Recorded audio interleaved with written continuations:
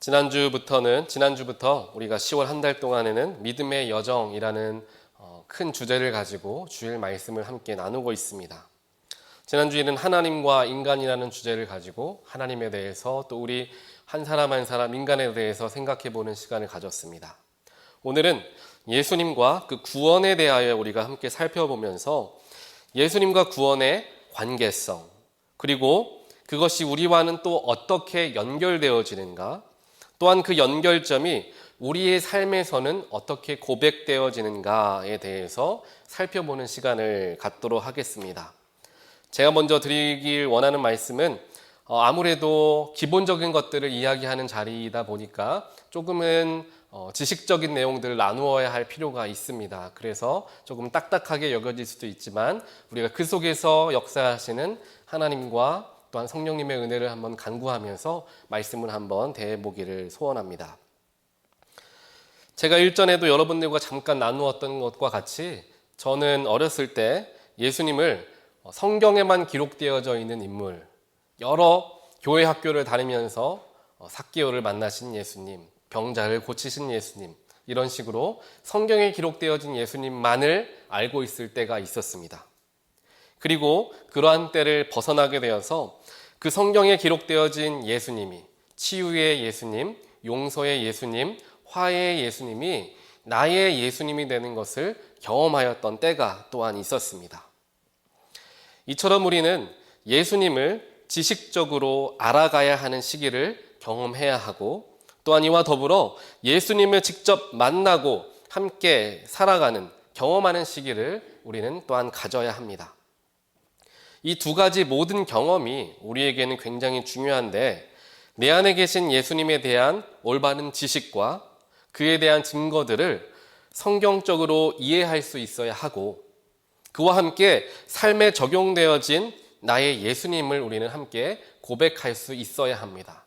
이것이 잘 균형을 이루어야만이 내 신앙만을 가지고 예수님을 만들어가는 일들에 대해서 우리가 조심할 수 있게 되고, 반대로 성서적으로만, 율법적으로만 이야기하는 그러한 부족한 부분들도 우리가 극복할 수 있게 되는, 그것이 바로 성경에 기록되어져 있는 예수님의 모습과 하나님의 모습, 또한 내 삶에 적용되어지는 예수님의 모습과 하나님의 모습을 함께 우리가 균형을 갖고 신앙생활을 하는 것이 우리에게는 너무도 중요합니다. 이것을 위해서 우리는 먼저 성경에서는 예수님을 어떻게 표현하고 있는지에 대해서 성경적으로 먼저 살펴보는 시간을 갖겠습니다. 성경을 보면 예수님은 인간 예수인 동시에 그리스도, 즉 신성을 가지신 메시아이심을 이야기하고 있습니다. 우리가 다들 잘 아시는 것처럼 17세기부터 18세기에 걸쳐서 유럽의 합리주의와 계몽주의의 영향을 받은 여러 신학자들이 있습니다. 슈바이처 등의 신학자들이 이제 예수님에 대하여 다른 방향으로, 다른 방법으로 살펴보는 작업들을 하기 시작했습니다. 중세까지에는 예수님의 신성을 강조하였고, 또한 신앙적으로 섬겨야 할 분, 하나님 그 자체, 지극히 높이 계신 분으로 예수님이 표현되어졌고, 그렇게 그리스도인들은 예수님을 믿고 있었습니다. 하지만 14세기에서 16세기에 있었던 그런 르네상스를 거치면서, 즉 문해부흥, 문화혁신운동들을 거치면서 종교개혁으로까지 이어지게 되죠. 즉 사람들이 이 르네상스를 통하여서 여러 가지 아름다운 예술 작품들과 건축물들이 지어지게 되잖아요. 그를 통하여서 우리 인간이 굉장히 창조적인 존재이구나라는 것에 눈을 돌리기 시작했다라는 것입니다. 그래서 이전까지는 굉장히 터부시되었던 인간 본연의 존재 자체에 대해서 탐구하고자 하는 일들이 생겨나기 시작했던 것이죠. 그래서 르네상스 이전까지는 신본주의적인 삶과 신앙의 모습을 보였다면, 이때부터는 사람에게 눈을 돌리는 그런 사고들을 하기 시작했던 것입니다.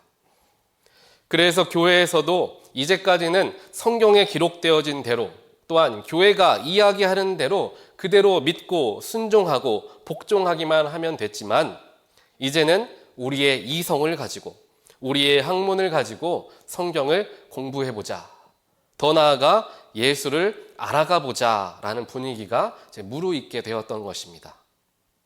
이때부터 많은 일들이 일어나죠. 라틴어로만 기록되어져 있던 성경책이 여러 언어로도 또한 번역이 되게 되고, 또한 예수님에 대하여서도 이제 성서 비평학적으로 접근을 하여서 역사적 예수, 그 당시의 예수는 어떠한 사람이었나, 인간적인 예수에 대해서도 연구하기 시작했습니다. 제가 이러한 배경을 먼저 말씀드리는 이유는 우리가 예수님에 대하여 올바르게 이해하기 위해서는 하나님이 되시는 예수님의 신성, 그 신성과 사람 예수, 즉 예수의 인간 되심을, 인성을 동시에 바라볼 수 있어야 하기 때문입니다. 예수의 신성과 인성을 균형 있게 바라볼 수 있어야지 된다라는 말씀입니다. 먼저 예수님의 신성에 대한 부분들은 성경에 너무도 자세하고도 여러 번에 걸쳐서 기록이 되어져 있습니다. 구약 성경 미가서 5장 2절을 보게 되면 이렇게 기록되어 있습니다. 너 베들레헴 에브라다야, 너는 유다의 여러 족속 가운데서 작은 족속이지만 이스라엘을 다스릴 자가 내게서 내게로 나올 것이다 라고 기록을 하면서 예수님께서 오실 것에 대한 예언을 하고 있습니다. 그리고 또 이사야서 7장 14절을 보더라도 이렇게 기록되어 있습니다. 주님께서 친히 다윗 왕실에 한 징조를 주실 것입니다. 보십시오, 처녀가 잉태하여 아들을 낳을 것이며 그가 그의 이름을 임마누엘이라고 할 것입니다 라고 기록하면서 동정녀 마리에게서 나신 임마누엘 예수 그리스도에 대해서 말씀을 예언하고 있다는 것 또한 우리는 보고 있습니다. 이와 같이 성경은 우리에게 예수님은 하나님의 예언 안에서 성취되어진 하나님의 약속의 징표가 되신다라고 이야기를 하고 있습니다. 그와 더불어 예수님이 하나님이 되시고 하나님이 예수님이 되신다라는 증거들이 성경에서 이곳저곳에서 이야기되어지며 어찌 보면 삼위일체의 한 부분들을 설명하고 있죠. 그 중에 중요한 말씀이 되는 것이 바로 요한복음 1장 1절과 2절 말씀입니다. 거기에 이렇게 기록되어 있죠. 태초에 말씀이 계셨다. 그 말씀은 하나님과 함께 계셨다. 그 말씀은 하나님이셨다. 그는 태초에 하나님과 함께 계셨다라고 이야기를 하고 있습니다.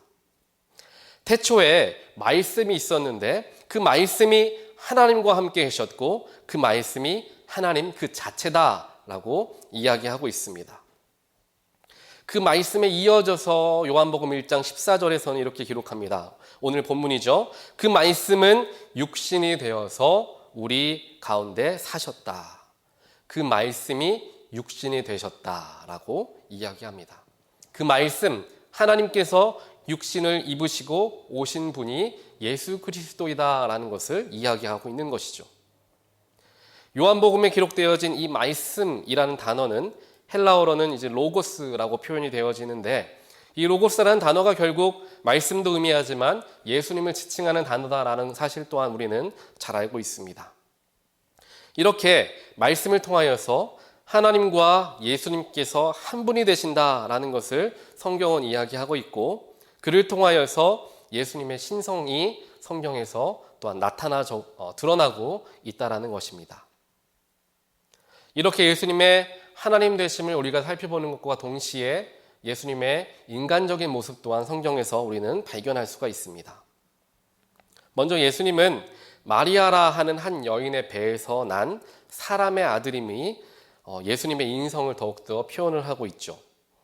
그와 더불어서 인간의 육신을 입으셨기 때문에 예수님 역시 춥고 배고픔, 기쁨과 슬픔, 그리고 분노, 피곤함과 고통, 즉 인간에게 주어진 모든 감정이 이 예수님에게도 있었다라는 것을 성경을 통하여서 우리는 만나게 됩니다. 그리고 그분은 예수라고 하는 인간의 이름을 가지고 계신 분이시죠. 이처럼 우리가 예수님을 올바르게 이해하기 위해서는 예수님의 인성과 신성을 함께 이해해야 하는데 그렇기에 우리는 그를 예수 그리스도다라고 표현합니다. 즉 인간의 이름 예수, 그 예수와 하나님의 아들 메시아 그리스도라는 이름을 함께 합하여 부르면서 예수 그리스도라 부르면서 우리는 이미 예수님의 인성과 신성을 함께 고백하고 있는 것입니다. 그래서 초대 기독교인들이 본인들이 그리스도인들이다라는 증거로 제시했던 것이 그 물고기 모양이죠. 즉 익투스가 되었던 것입니다. 익투스란 단어를 하나의 헬라어 철자로 풀어서 해석하면 예수 크리스토스, 세우스, 휘오스, 소테르라는 단어들이 합성되어져 있는 단어입니다. 즉 예수 그리스도는 하나님의 아들이자 구원자가 되신다라는 단어의 의미가 이 익투스라는 단어에 담겨져 있는 의미다라는 사실이죠. 초대 기독교인들에게 가장 귀한 신앙 고백이 바로 이것이었습니다. 예수님은 하나님의 아들이자 또한 우리의 구원자가 되신다라는 것이 생명을 걸고 지켰던 그들의 신앙의 고백이 된다는 사실입니다. 이와 같이 예수님의 인성과 신성을 더불어 우리가 함께 이해함을 통하여서 예수님께서 하나님이 되시고 또한 동시에 우리의 구원자가 되심을 또한 나의 구원자가 되심을 우리는 마음으로 믿게 되고 또한 신뢰할 수가 있게 되는 것입니다. 예수님을 우리가 알아가면서 예수와 구원이라는 것을 결코 뗄 수가 없다는 사실 또한 우리는 알고 있습니다. 예수님과 구원이라는 개념은 함께 항상 붙어가는 개념이 되기 때문이죠. 그리고 예수와 구원에 대해서 이야기하기 위해서는 동시에 우리는 또한 인간의 죄와 타락에 대해서 이야기하지 않을 수가 없습니다. 이 죄에 대한 이야기들은 제가 지난주에도 조금 나누게 되었고 또한 저의 이전 설교들 중간중간에 죄의 개념에 대해서도 말씀을 드린 적이 있습니다. 우리가 이 죄라는 개념을 조금 더 자세하고 깊이 이해하기 위해서 참고하기 좋은 말씀이 창세기 3장 말씀입니다. 창세기 3장 말씀을 보면은 죄가 우리 인간과 하나님 가운데 어떠한 역할을 하였는지를 우리는 살펴볼 수가 있습니다. 먼저 죄는 가장 큰 것이죠. 하나님과 인간 사이의 관계를 단절시켜 놓게 되었습니다. 그리고 죄가 들어오게 되었을 때 사람들은 하나님과 같이 되어지고 싶다. 나도 눈이 띄어지게 되어서 하나님과 같이 밝은 눈을 갖기를 원하는 그러한 인간의 교만의 근원 또한 반역의 근원이 된 것이 바로 이 죄다라는 사실이죠. 또한 이 죄를 짓게 되었을 때, 죄가 들어가게 되었을 때 인간은 하나님으로부터 숨게 되는 부끄러움과 또한 그와 동시에 두려운 마음들을 갖게 되었습니다. 이 부끄러운 마음, 수치스러운 마음, 두려움을 주는 마음이 죄가 우리에게 하는 역할이다라는 것이죠. 이와 반대로 반대로 생각해 보면 죄가 우리 가운데 없고 죄악이 우리를 다스리지 못한다면 우리 가운데 두려움이 없고 부끄러움이 없다라고 고백하는 이유가 바로 여기에 담겨져 있습니다. 아담과 하와의 모습 속에서 죄의 역할을 우리는 보게 되는 것이죠. 결국에 그 죄로 인하여서 인간들은 하나님의 땅에서 쫓겨나서 유리하는 삶을 살게 됐습니다. 그렇기 때문에 이 모든 것을 종합하여서 이 죄라는 것은 하나님과 인간의 관계를 파괴시키는 것이 바로 죄다라고 정의를 내리게 되는 것입니다. 그런데 이렇게 깨어지고 단절되어진 관계를 회복시켜 주신 분이 바로 우리 주 예수 그리스도가 되신다라는 사실입니다. 하나님과 우리의 관계에 평화를 주시고 막혔던 담을 헐어주신 분이 바로 예수님이 되시는 것입니다. 이 말씀이 바로 우리가 오늘 함께 읽었던 에베소서 2장 14절과 16절 그 사이에 있는 말씀에 기록이 되어 있는 것이죠. 예수님은 우리의 평화가 되시는 분이시다. 막혔던 담을 허무신 분이시다. 그 허무신 것을 어떻게 허무셨느냐? 자기의 몸으로 허무셨다. 원수된 것을 없애시고 모든 것을 합력할 수 있도록 평화를 이루신 분이 바로 예수님이심을 에베소서 2장에서 이야기를 하고 있는 것입니다. 이 말씀은 결국 예수님은 우리의 평화가 되어주시고 또한 우리의 화해가 되어주심을 이야기하고 있습니다. 그리고 그를 통하여 구원이 이루어지게 되었음을 또한 이야기하죠. 죄로 인하여서 교만해져 있던 인간들을 겸손해지게 한 것이 바로 이 구원이었습니다. 고린도전서 4장 10절을 보니까 이렇게 기록합니다. 우리는 그리스도 때문에 어리석은 사람이 되었다라고 이야기합니다. 그런데 이것을 공동 번역으로 읽어보면 이렇게 기록합니다. 우리는 그리스도를 위하여 바보가 되었다라고 이야기하죠. 죄로 물들어서 교만해져 있던 사람들은 항상 높아지려고만 하고 다른 사람들 위에 서려고만 하였습니다. 하지만 예수 그리스도를 만나게 되니까, 예수의 구원이 함께 임하게 되니까 사람들이 기꺼이 바보가 되기를 자청하였다라는 것입니다. 이러한 삶의 모습은 사도 바울의 삶에서 극명하게 드러납니다. 그는 모든 것을 다 배운 자였고 누구보다도 높은 자리에 설 수 있었던 사람이었지만 그 모든 것을 배설물로 여길 줄 알았던 사람이었는데, 그 이유가 바로 예수께서, 그리스도께서 그에게 그와 함께 계시기 시작하면서 그의 삶의 자세가, 방향이 바뀌게 되었음을 우리는 알고 있습니다. 이와 마찬가지로 예수님께서 우리 안에 들어오시게 되었을 때, 예수의 구원이 우리의 삶 가운데 이루어지게 되었을 때 죄라는 것이 사라지게 되고 하나님과의 관계가 회복되어지게 되면서 나타나지게 되는 모습들이 바로 그 중에 하나가 겸손해지는 모습이다라는 사실이죠. 그렇게 하여서, 즉 죄로 인하여서 깨어졌던 하나님과의 친밀한 관계를 예수의 구원이 회복시켜 주시면서 우리의 삶이 변화되어지게 되었습니다. 어떻게 변화되어지게 되었느냐? 그 말씀 요한복음 15장 15절에 기록되어 있습니다. 말씀을 보면 이제부터는 내가 너희를 종이라고 부르지 않겠다.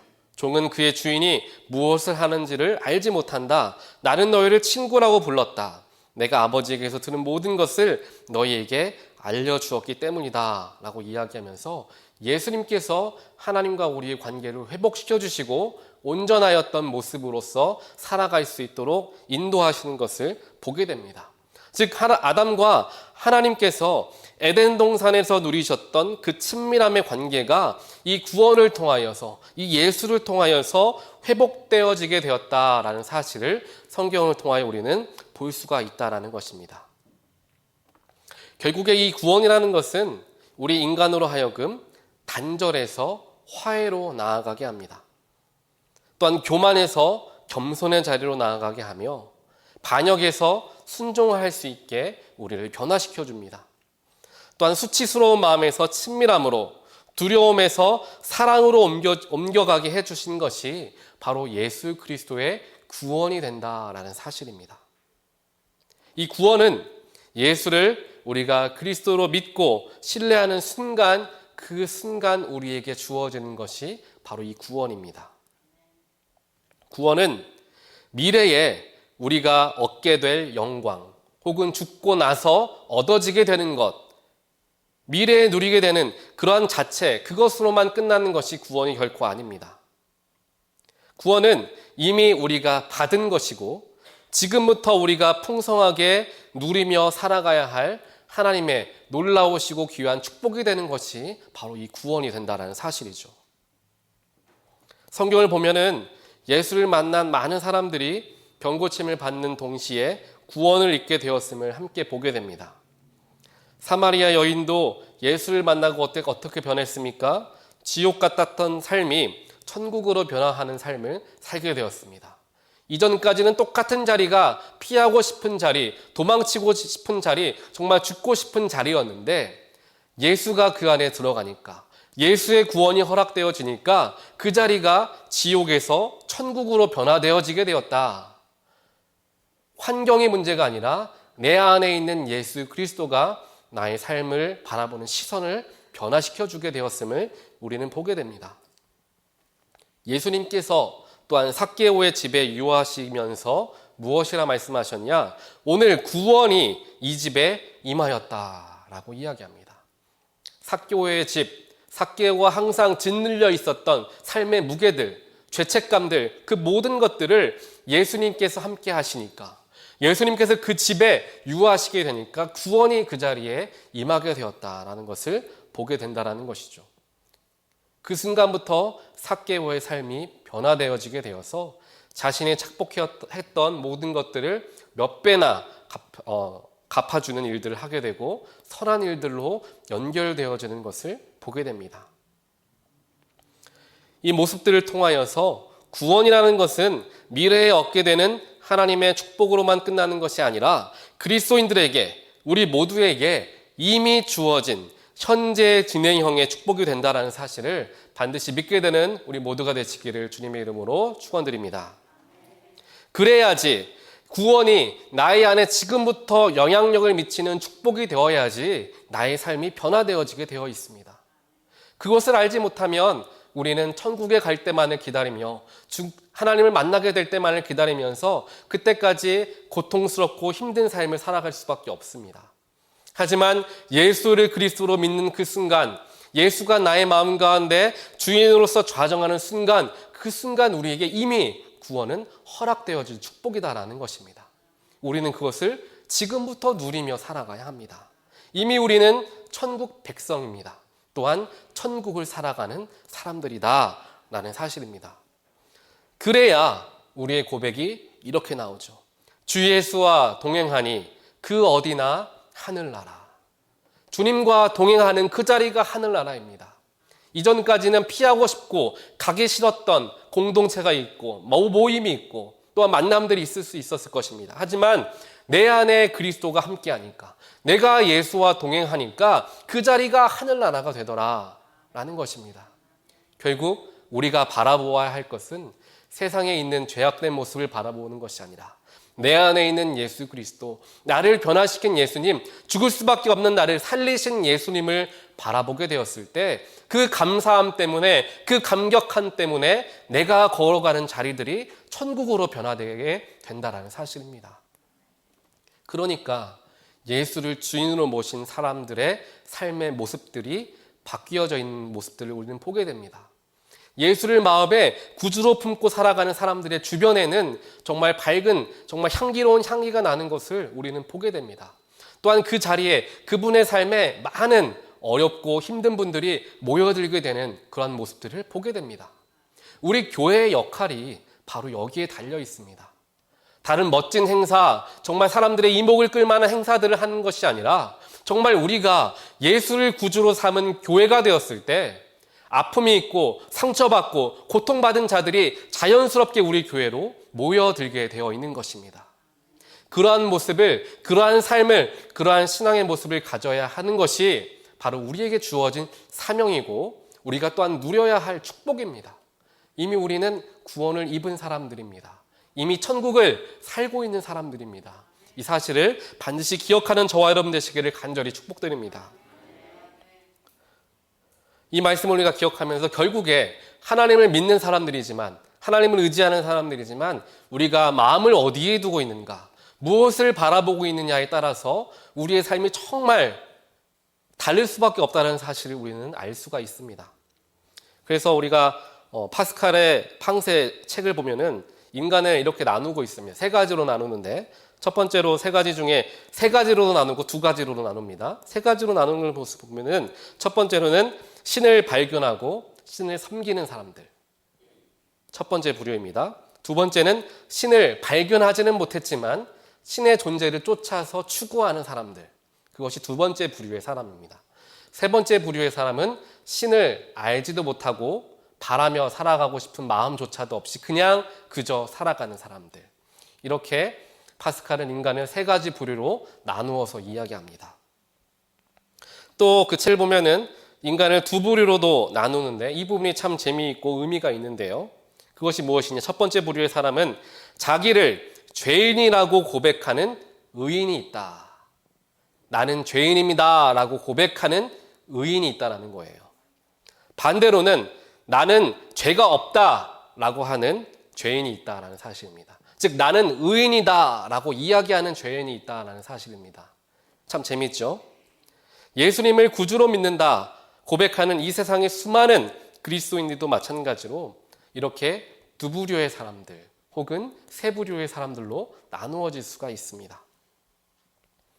자기를 스스로 죄인이라고 자백할 줄 아는 사람은 이미 예수의 은혜를 아는 사람입니다. 그 예수의 은혜를 경험한 사람은 이미 죄가 없다, 예수님의 칭의의 은혜를 경험하게 되는 사람들이고 그로 인하여서 의인이다라고 이야기하는 것이죠. 하지만 스스로 나는 평생을 걸쳐서 신앙생활을 하는 사람으로서 부끄럽지 않은 신앙인입니다 라고 고백하는 사람들은 오히려 죄인이 될 수 있다라는 사실을 이야기하고 있다는 것이죠. 나는 어떠한 마음을 품고 살아가는가? 나는 어떠한 사람인가? 스스로 한번 생각해 볼 수 있는 좋은 이야기인 것 같습니다. 여기 모이신 우리 온타리오 교회 모든 성도님들께서는 하나님을 더욱더 추구하고 하나님을 알아가고자 하나님을 더욱더 깊이 만나고자 노력하며 하나님께 나아가는 모든 분들 되시기를 간절히 소원합니다. 하나님을 향한 간절한 마음과 하나님을 향한 뜨거운 열정을 가지고 나아갈 때 하나님은 그때 우리를 만나주십니다. 물론 우리가 노력하지 않을 때에도 우리 만나주시고 우리에게 열어주시는 여러 가지 이것들은 조금 더 우리가 깊이 이야기해야 할 필요가 있는데 하나님의 모습을 드러내 주시는 계시의 모습이 두 가지가 있습니다. 바로 자연 계시와 특별 계시가 있는데 하나님께서 직접 여러 가지 자연 일반적으로 보여주시는 계시가 있는가 하면은 특별하게 한 사람 한 사람을 만나 주셔서 사도 바울을 찾아가 주시고 삭개오를 찾아가 주시면서 만나시는 특별한 계시들이 있습니다.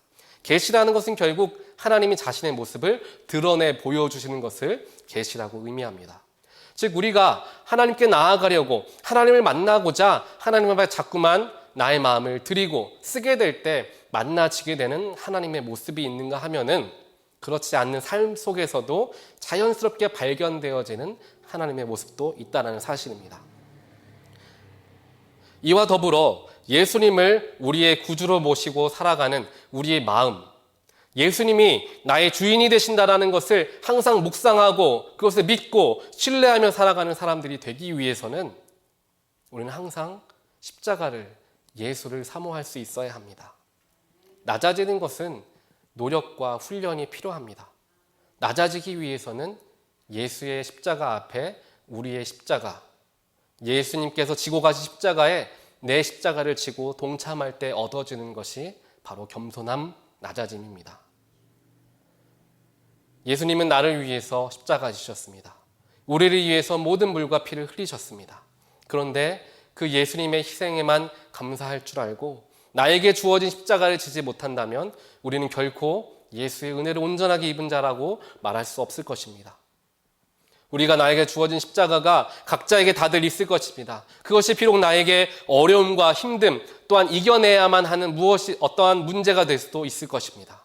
하지만 그것을 내가 감사함으로 힘들고 어려운 중에서도 하나님을 의지하는 가운데 그 십자가를 지고 내가 나아가게 되었을 때 그 속에서 얻어지는, 그 속에서 주어지는 평화와 감사와 자유함은 그 무엇과도 비교할 수 없을 것입니다.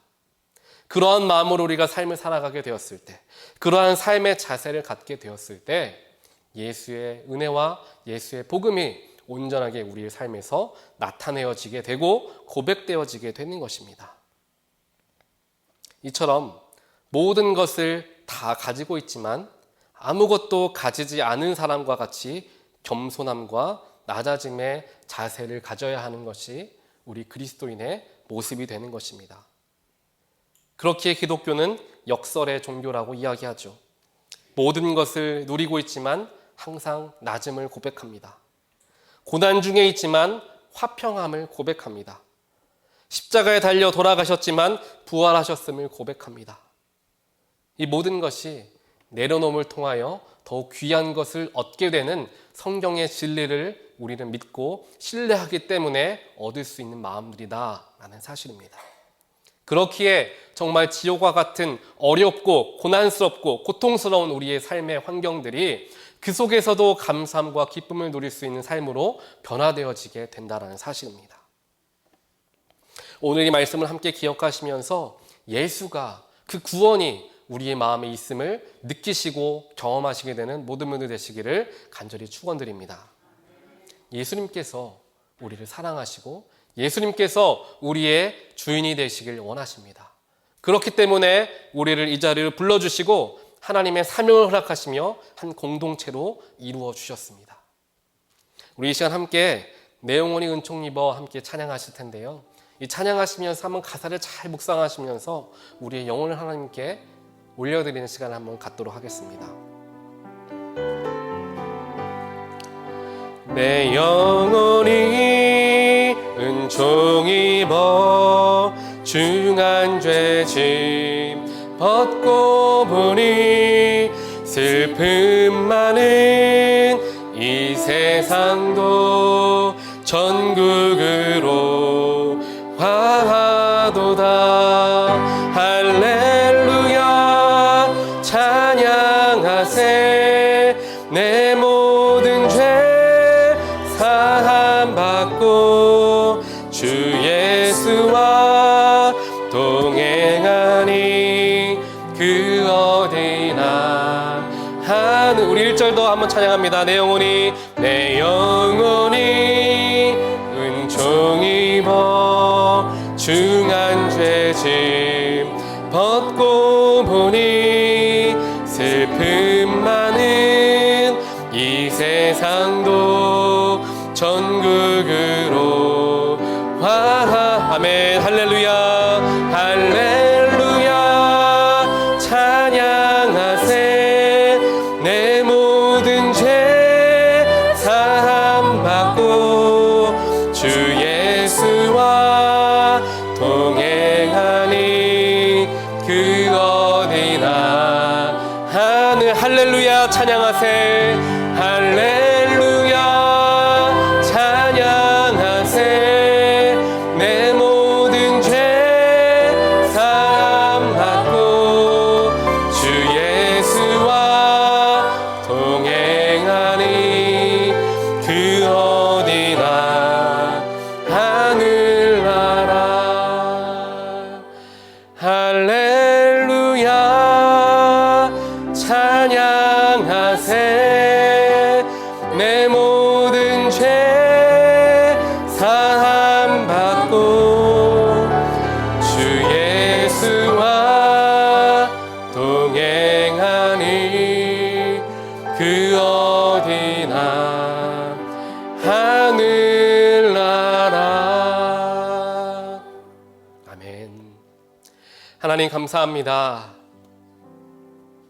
하나님께서 죽을 수밖에 없는 우리들을 구원하시기 위하여서 인간의 몸을 입으시고 이 땅 가운데 오셔서 십자가를 마다하지 않으시고 기꺼이 지심을 통하여 우리를 구원하여 주신 그 은혜에 아버지 감사합니다.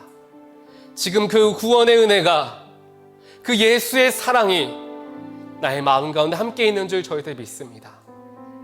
하나님, 저희들은 부족하여서 예수님께서 이미 선포해 주시고 이미 이루어 주신 그 구원을 누리지 못한 채 한숨 짓고 낙심하며 눈물로써 살아갔던 우리들의 연약함을 다시 한번 뒤돌아봅니다. 하나님은 우리가 기쁜 삶을 살길 원하십니다. 하나님은 우리가 행복하길 원하십니다. 하나님은 우리가 감사가 넘치는 삶을 살기를 원하십니다. 그 하나님의 마음이, 그 하나님의 은혜가, 그 하나님의 능력이 우리 마음속에 있음을 늘 기억하며 살아갈 수 있도록 아버지여 인도하여 주시옵소서. 하나님, 이제 교회를 떠나 각자의 자리로 돌아갑니다.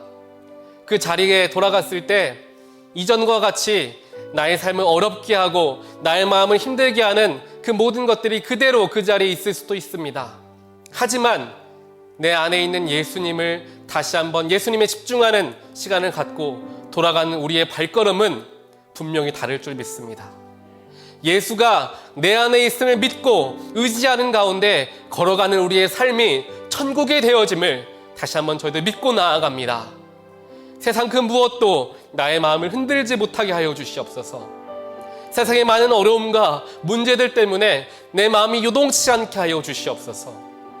그럴 수 있는 이유는 예수님께서 나의 마음 가운데 좌정하여 주시고 나의 마음의 중심을 붙들어 주시며 나를 언제나 품어주시기 때문입니다. 그 사랑의 예수님이, 그 능력의 예수님이, 그 구원의 예수님이 내 안에 지금 있는 줄 믿습니다. 하나님 감사합니다.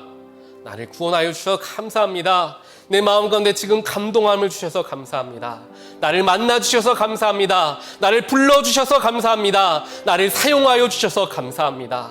늘 감사한 마음으로 저희들 비록 부족하지만 있는 것을 가지고 주님께 영광 돌리게 하시고, 그렇게 교회를 사랑하고 성도를 사랑하고 예수와 하나님을 사랑하며 나아갈 때 나의 삶이 변화되어지고 우리의 가정이 변화되어지며 우리 교회가 변화되어지게 될 줄 저희들 믿습니다. 주님, 저희들이 써주시고 사용하여 주시옵소서. 이 모든 말씀 지금도 우리의 마음의 중심에 자리하고 계시는 예수 그리스도 이름으로 간절히 기도드리옵나이다. 아멘.